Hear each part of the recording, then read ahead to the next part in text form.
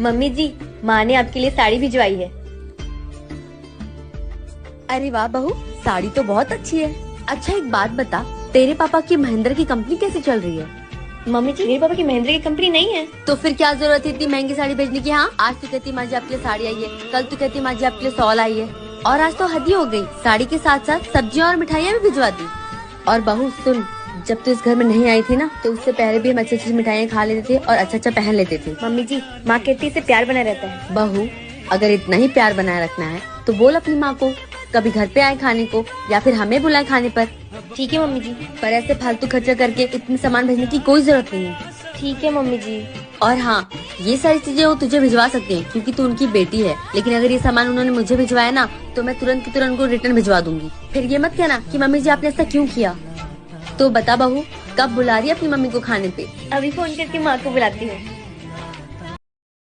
बहू, तू रात के 12 बजे बेटा किचन में क्या कर रही थी? वो मम्मी जी ये रात को लेट आए थे तो इनको खाना गर्म करके दे रही थी। बहू, तेरी खुद की नजरों में तेरी इज्जत है कि नहीं?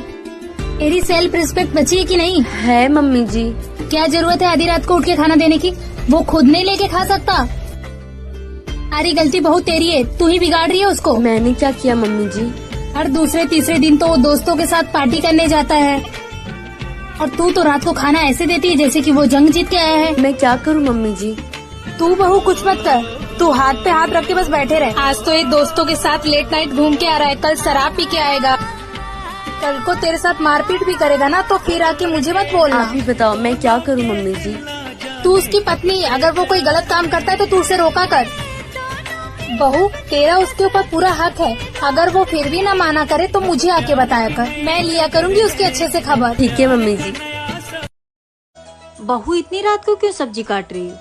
बहू, रात का खाना तो बन गया है, किसके लिए खाना बना रही है तू? माँ जी ये बोल रहे थे मैं भिंडी की सब्जी नहीं खाऊंगा, इसलिए मैं इनके लिए गोभी की सब्जी बना रही हूँ। अच्छा, तो अब बात यहाँ तक पहुँच गई है। वाह बेटा वाह, तूने ना सबको बिगाड़ के रखा है। मैंने क्या किया माँ जी? बहू, जब तू इस घर में शादी करके नहीं आई थी ना, तो मैं करेले की सब्जी बनाऊँ, आलू की सब्जी बनाऊँ, कुंदरू की सब्जी बनाऊँ, सब चुपचाप खा लेते थे, कोई मुझसे कंप्लेन करने नहीं आता था। और तू इन सबकी फरमाइश पूरा करी है। तूने क्या यहाँ पे होटल खोल रखे हैं? नहीं माँ जी। तो क्या जरूरत है इन लोगों के लिए 56 भोग बनाने की? तेरी खुद की जिंदगी नहीं है क्या? है माँ जी। और बहू सुन, तू जाके आराम कर, और सुन कल सुबह करेले की सब्जी बनाना, मैं भी देखती हूँ कौन नहीं खाता है, किसकी शिकायत आती है। ठीक है माँ जी। घर में बहू के आ गई, सबको 56 भोग चाहिए, अभी खिलाती हूँ सबको 56 भोग। बड़ी बहू और छोटी बहू, तुम दोनों आज ही मायके से आए हो ना, तो मुझे दिखाओ तुम्हारे मायके से क्या क्या आया है। ठीक है माँ जी। जी माँ जी, लेकर आई। ठीक है, मैं बाहर बैठी हूँ, लेकर आओ। अच्छा छोटी बहू, अब दिखा तेरे मायके से क्या आया है। माँ जी ये देखिए, ये मंगलसूत्र मेरी माँ ने दिया है, और ये सोने का कंगन मेरे भाई ने दिया है। और बड़ी बहू, तेरे मायके से क्या आया है?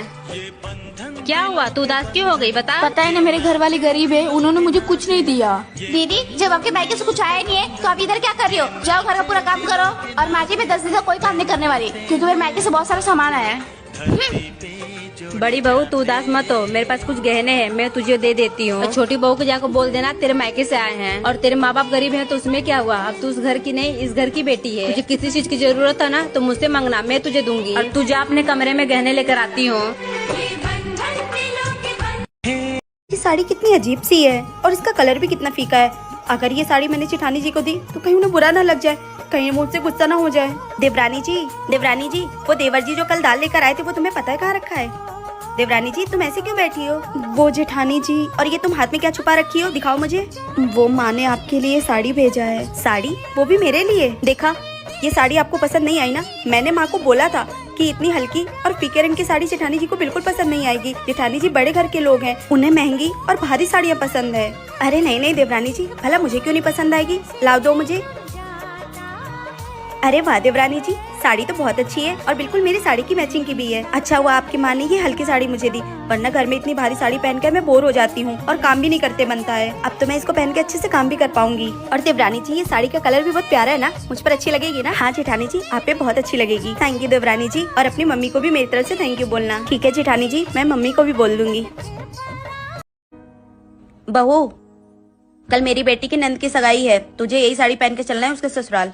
माँ जी, मेरे पास तो बहुत सारी साड़ियाँ है ना, मैं उनमें से कोई पहन लूंगी ना।